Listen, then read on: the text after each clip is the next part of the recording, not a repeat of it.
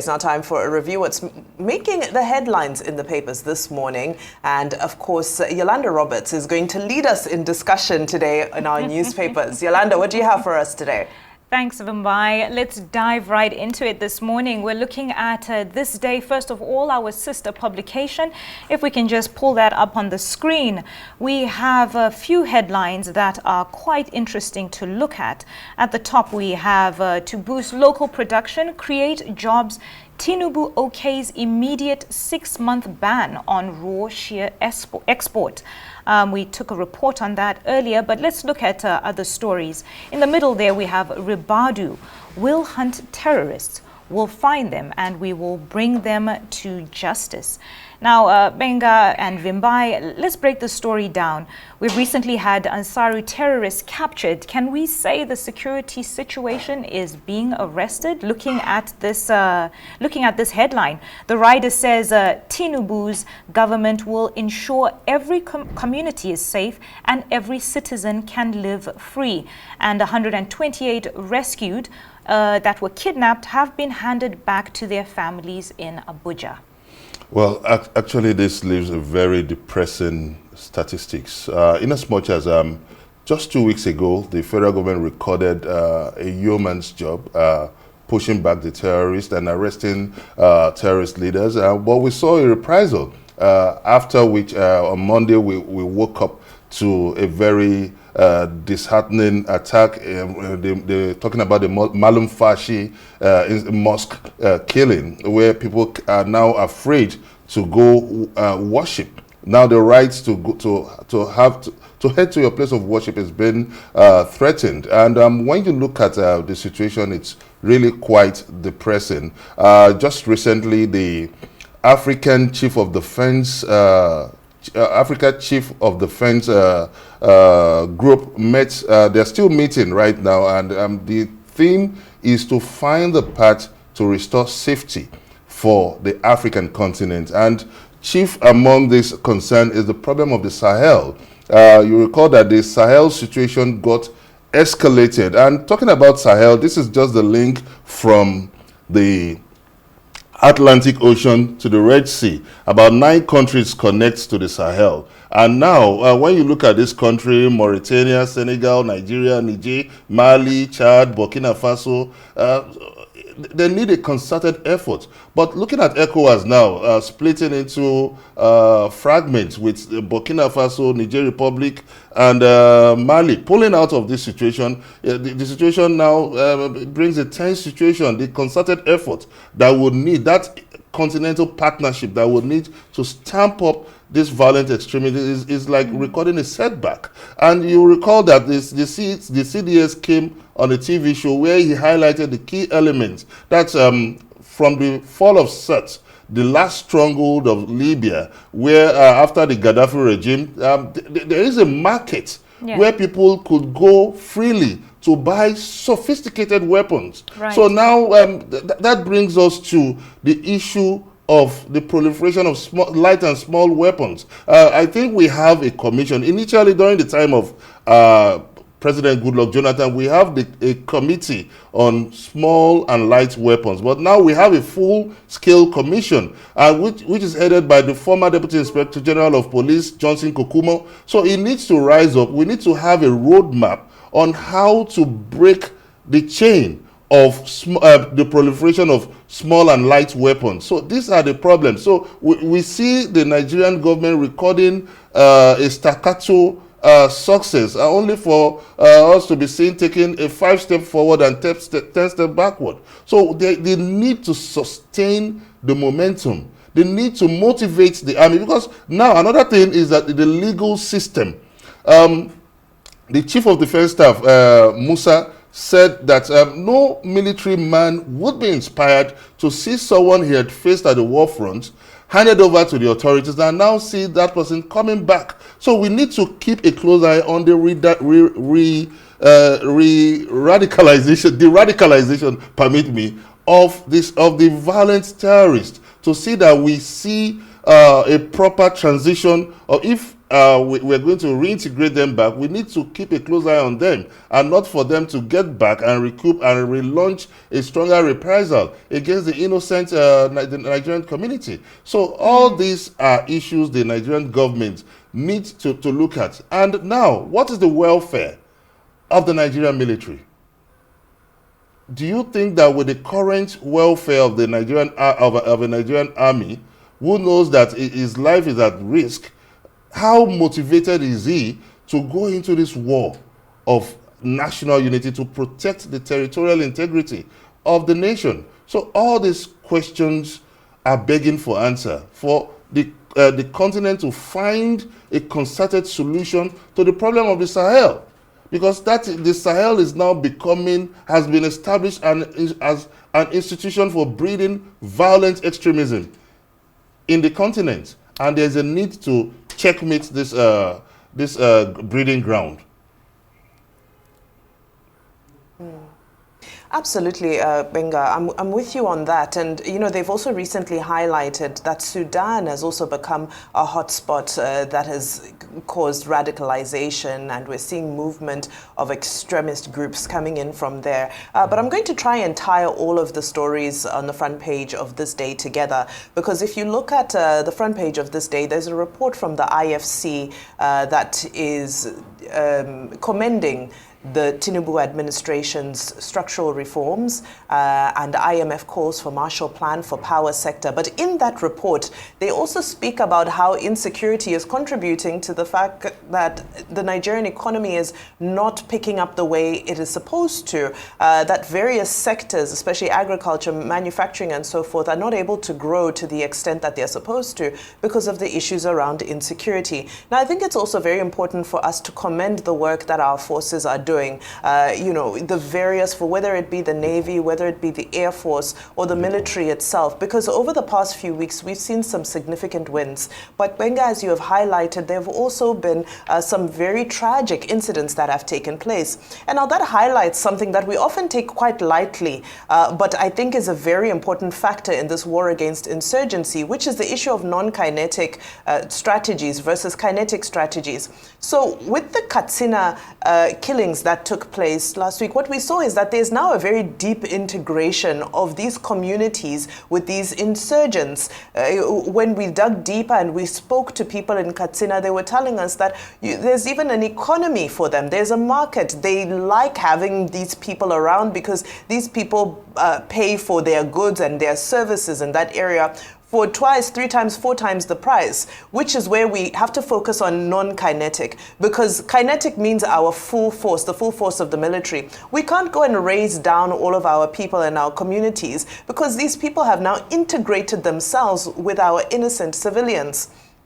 So this is where the role of subnationals, in my opinion, comes in, where the governors are supposed to be stepping in to look for those community-based solutions. How can we, you know, educate our people, empower our people? How can we ensure that it's made very clear that whatever little economic value that you perceive these people are bringing, it's worthless, it's of no use to you because the insecurity they're bringing is doing far more damage. Now, I'll conclude very quickly with the development that was shared yesterday around the immediate banning of the export of raw shea, which on the surface I think is a fantastic development. It's important for us to protect our local industries. Value addition is what we should be striving towards. However, I always worry about extreme measures. When you hear words like ban, they're not always friendly words, especially when you're in a season where you're trying to attract foreign investment, you're trying to get people to come in and get involved in the economy. Immediate ban is a little bit too extreme. There are export quotas that can be created. There are export taxes that can be created because there are also unintended consequences with banning. So banning, you can create issues around smuggling, for example. And then remember, the raw shea market is a very lucrative market. These are farmers who are currently earning foreign currency. So has the government created measures to support these farmers who are now suddenly only going to be earning naira, while while the value addition process kicks in. That's very important because you can create a loss of value in that value chain by suddenly having to force these producers to transact in local currency, whereas they were earning foreign currency. But the benefits of value addition are just incredible because as a raw product, you're looking at selling raw shea for about $300 plus per ton. But once it's value added to shea butter, for example, that's potentially $13,000 per ton. So great development, but I hope that the necessary measures have been put into place to ensure that there's support for these farmers. Let them not lose revenue in this 6-month period. Let this product not start being smuggled out of our borders because they are pursuing foreign currency. Right. And let's just ensure that there are necessary structures in place for value addition as a whole. Thanks, Vimbai, for that. I think we were going to bring it right back to the story we were speaking about on the terrorists and what Ribadu was saying and how he was cautioning the politicians. But thank you for touching on that story. We were actually going to touch on it later. But now that you have taken the IFC story that lauds the FG economic reforms, let's move on from this day to the Daily Independent. Here we have a picture on the front page. ASUU holds rallies nationwide, urges action, warns of strikes. Now we have this same story in the Punch as well as on the front page of The Guardian. This morning we have held reports on this ASUU strike that has been held nationwide in Edo, Rivers, Zamfara, Nasarawa, Plateau, as well as the FCT. I believe this is also the same in Cross River and Ondo, where there's so much anger and frustration. But despite that, it seems that the strikes have somewhat been peaceful. Menga, do you have something to say on this? Well, again, very depressing to think. It gives me a strong reminder, a very painful reminder of how I had hoped to graduate at a very record age, and only for the ASUU strike to come in intermittently.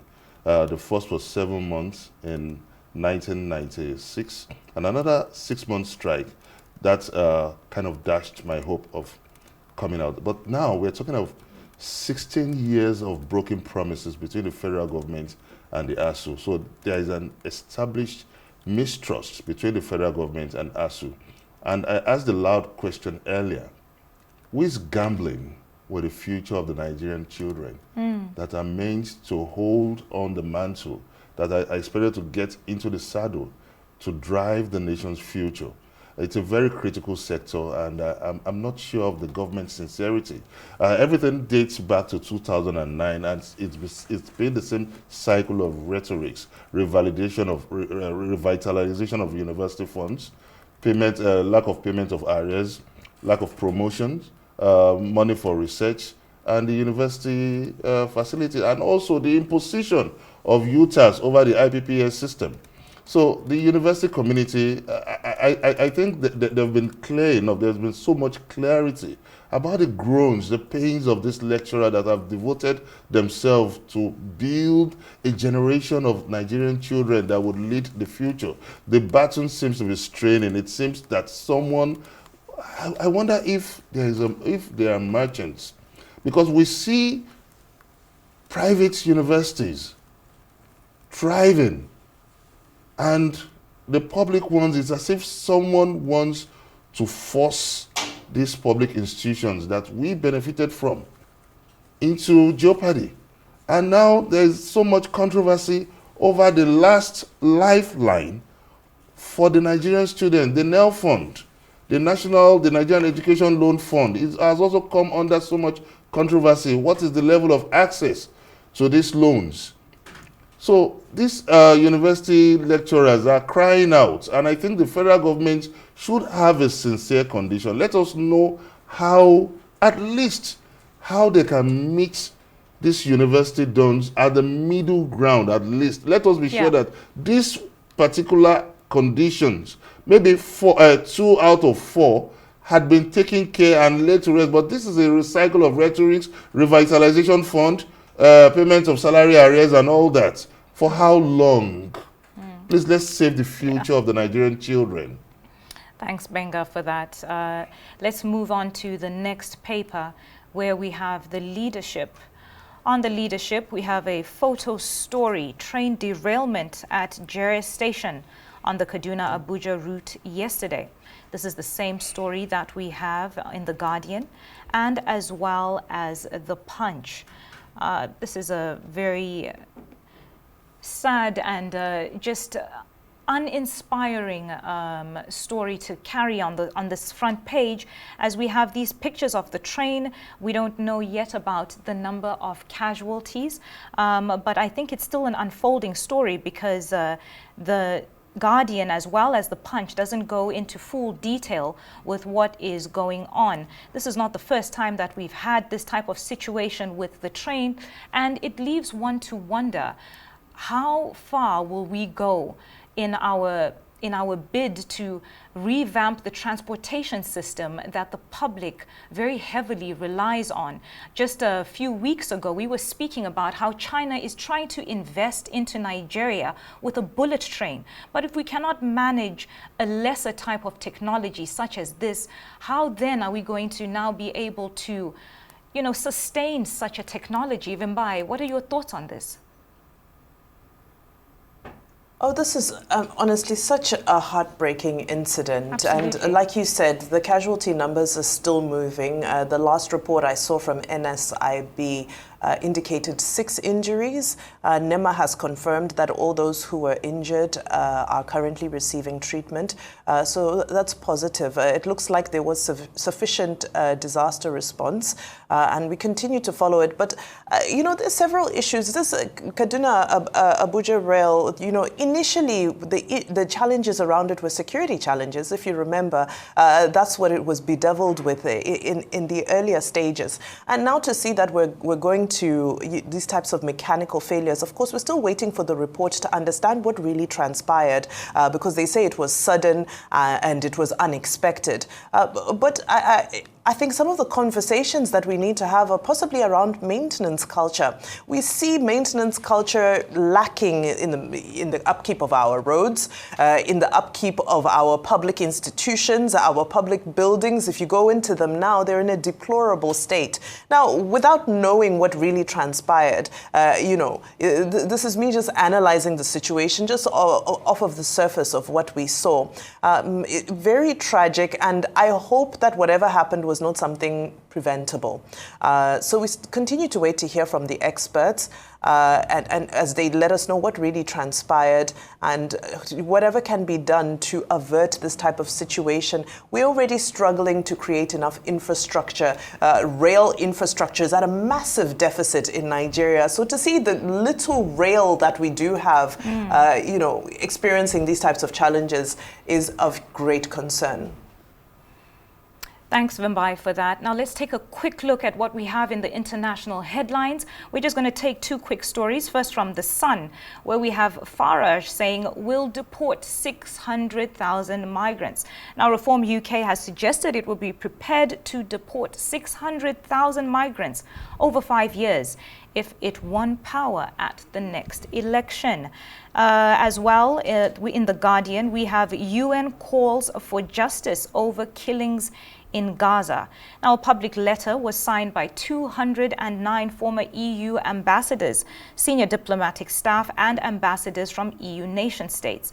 And it was published today, calling for urgent action over Israel's war in Gaza and unlawful actions in the West Bank. Vimbai, let me bring you in one more time.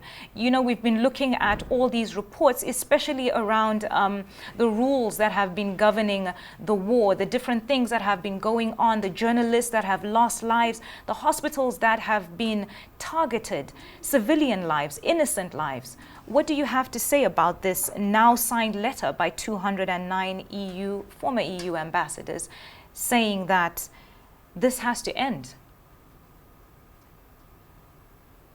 I think that it's a slap on the wrist, and I think that the international community can certainly do more to apply pressure on Israel than they currently are, especially if you look at the reaction to the Ukraine war and how the world came together so quickly to denounce Russia and to impose sanctions on Russia. The international community stopped doing business with Russia. SWIFT was brought to a stop. SWIFT payments were brought to a stop. So when you look at the international community's reaction to Israel, it's very unfortunate, especially in the light of this most recent double tack attack. I remember yesterday we were speaking about how double tack is a strategy that is used in essence to maximize casualties. You drop a bomb, and as first responders come to the scene, you drop a second bomb. And this blurs all lines around international humanitarian law and the rules of engagement, especially because, there are journalists involved. Now, these are all local journalists because there's an embargo on international journalists going into Gaza. Right. Now, this poses challenges as well,